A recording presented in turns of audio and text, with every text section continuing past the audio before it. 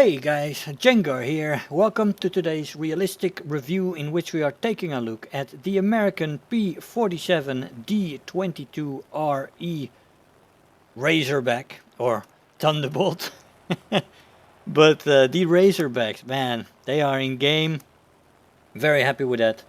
I've been waiting for these things, just like you guys, for a very long time. Maybe they should have been added before the bubble canopy Thunderbolts, the later ones.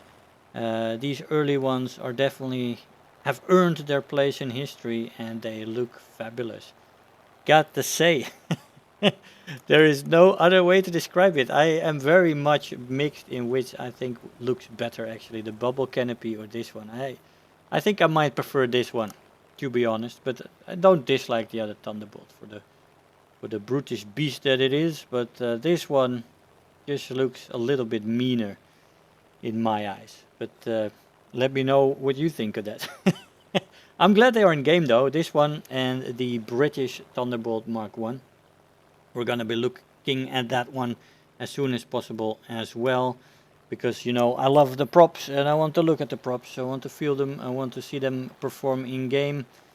By the way, there is some trouble even flying with the squad right now in these ranks, because everybody's flying these things and everybody's stock or close to stock at least, and the allied team are in a definitive advantage until everybody spades their planes, and the allied teams are in a world of pain, especially the climbing department, with a lot of P-51Cs and a lot of Razorbacks flying right now who are not spaded. Man, it is a slaughter fest a lot of the time, and me and my squads were often flying to the sides and stuff like that.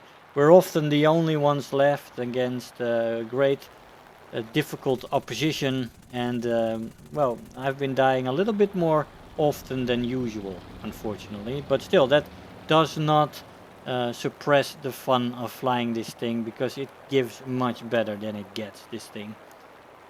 Let's check the speeds first. The maximum speed of the Razorback at sea level without web is 520 kilometers an hour, and with web 550.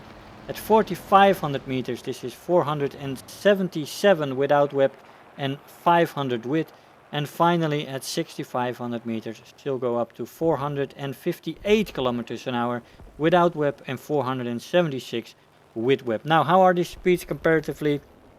For example, the D-28 is about 30 kilometers an hour faster than this plane in all altitudes, and this plane is quite a bit slower as well compared to the P-51C at 4.0 battle rating in a straight line. So that C model of the P-51s has a good bit of speed on this plane, especially at lower altitudes.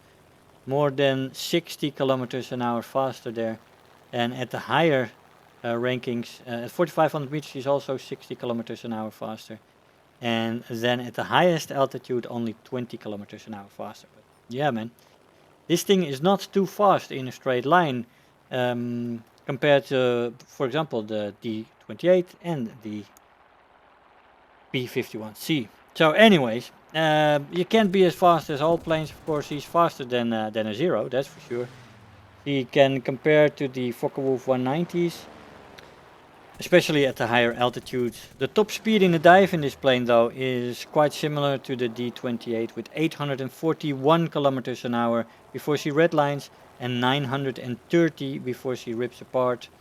Control stiffening quite supports this. The first tick in the roll rate in the compression is at 500 kilometers an hour, and the second one very much later, only at 750.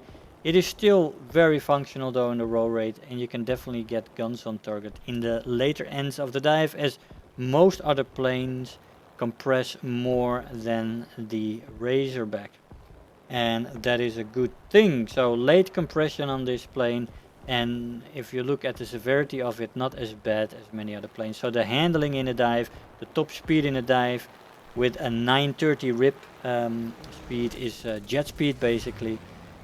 That is fantastic in the Thunderbolts, and it's no different for the Razorback. It is absolutely fantastic in a dive, and it is her main strength. She is also, you know, seen, and it is a fact by me as well and by other people, that it is a boom and zoomer more than an energy fighter. Especially in stall maneuvers, she's not that great due to her weight. She does have great engine power though as well, so she's not terrible at it, but you don't want to be stall speed maneuvering against a 109 or something. That is not gonna work out too well, most likely. The stall speed in the plane is 150 kilometers an hour, which isn't half bad, but that is not supported by excelling vertical energy retention. It is only decent in the vertical energy retention department, so there is that. So stall speed is actually quite nice. Firepower is excellent. You have 8 12.7 M2 Browning machine guns, also known as 50 cals, with 425 rounds per gun. This is fantastic. Firepower with excellent ammo load, 425 rounds per gun. You can spray with this plane at your leisure, and you will not run out of bullets anytime soon.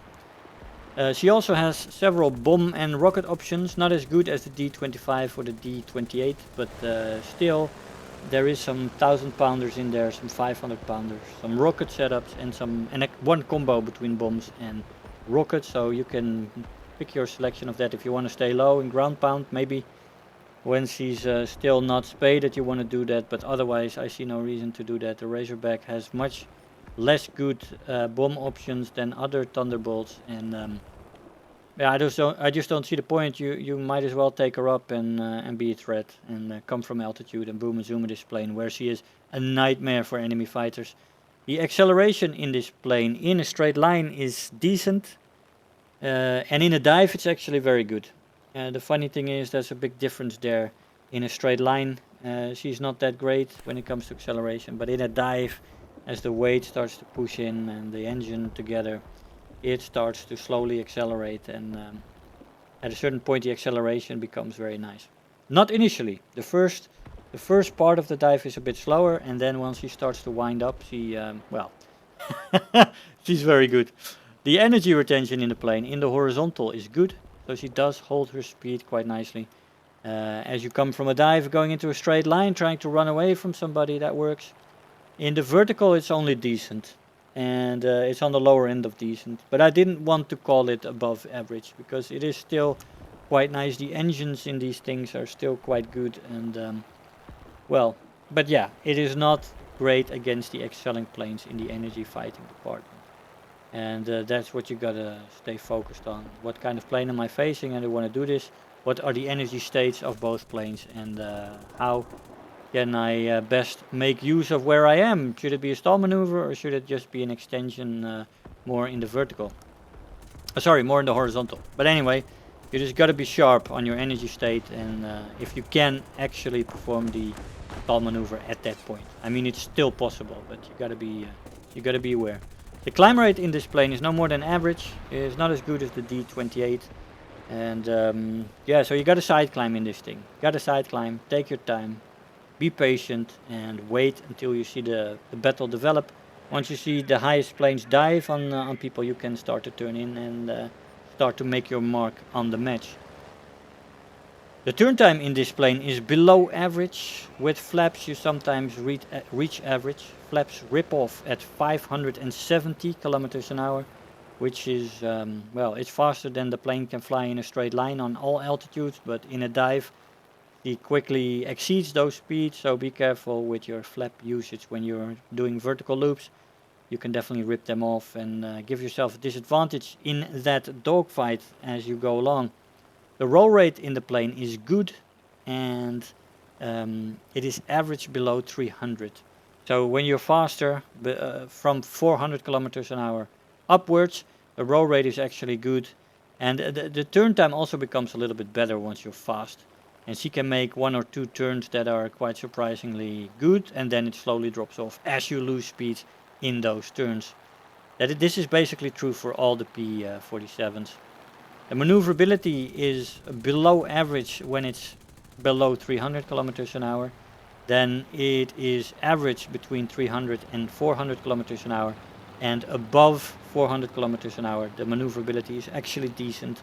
And it's still not great, but for a few turns you can surprise somebody, and if you get guns on targets and manage to damage the plane, you can finish the fight. You should only use this when you're in a pickle. Sometimes it can work, but it is a definite risk that you take. The more safe option is often just to dive away. Pretty much nobody can really keep up with you in a dive in the long run, and you are definitely more maneuverable in the dive, so you can outroll them, try to make them overshoot if they start with a better energy state when you start that dive. They can catch up, some planes can catch up to you. Like the 190s are very good in dives as well. The overheating in this plane is present, but it is manageable, although it cools off slowly. So once you do overheat, especially the oil, it takes a while before it cools off. So yeah, I would take the cooling. I wouldn't wait until it's red, because it easily takes you back into the red. I would be a little bit more proactive with the cooling down of the engine, and make sure that you cool it off early when you get into the amber.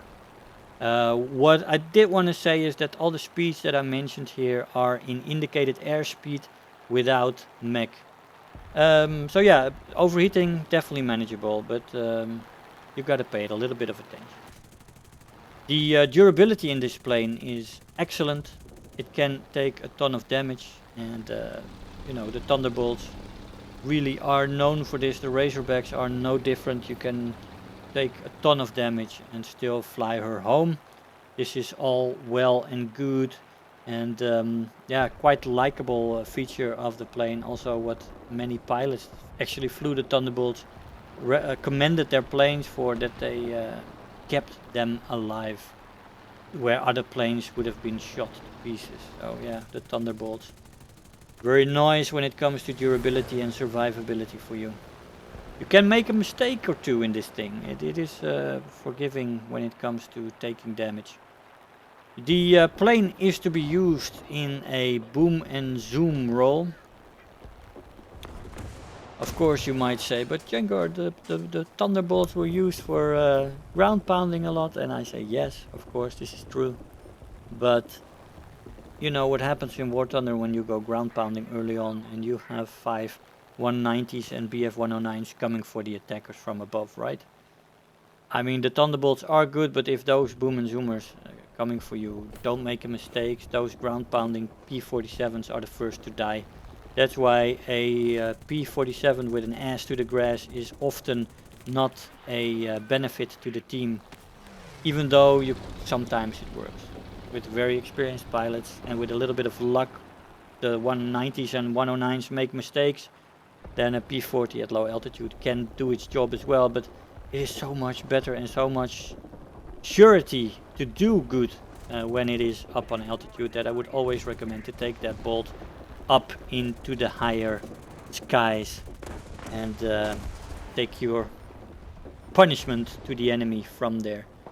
Yeah, so yeah, boom and zoom roll. She can energy fight a bit as well, but you gotta really pay attention to what planes you're facing. For the rest, she's not a turn fighter, even though she might have a good turn at higher speeds, 1 or 2 turns first, and after that you know, you lose your speed and you're in trouble.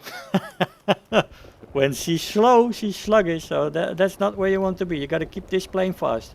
Come from altitude, boom and zoom, be patient, and you will be golden in this plane. You will be absolutely golden.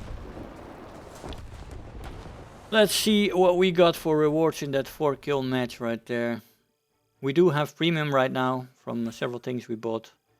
Let's see, we've got the best squad, Terror of the Sky, Bulletproof, 78,000 Silver Lions and 9,000 research points.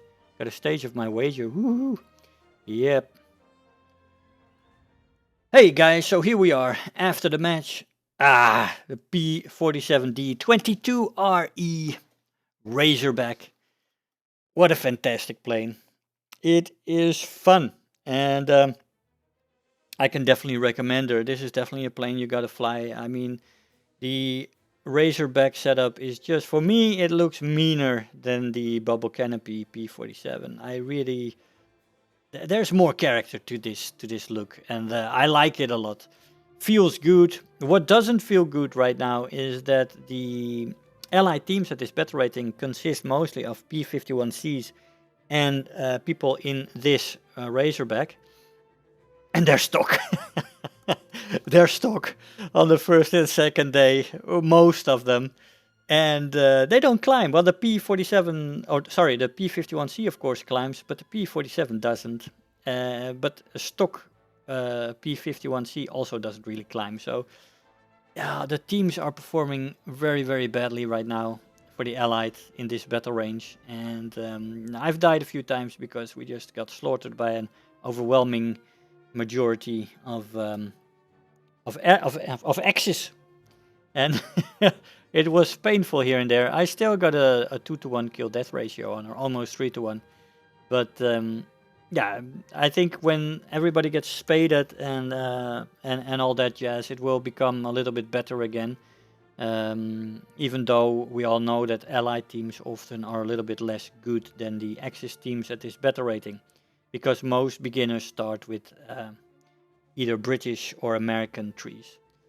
But all in all, this P-47 is fantastic. You just heard me mention it, but she's great in the dive. She has great firepower. It looks fantastic. Has a few bomb loads. You don't want to get slow with her because she's not good with that. But as you keep her fast, come from altitude, she's absolutely fantastic and highly recommended. Guys, I hope you enjoyed the video. I want to thank you all for watching, and I will see you guys next time. Bye-bye. If you're new here, make sure to hit the subscribe button, become part of this community.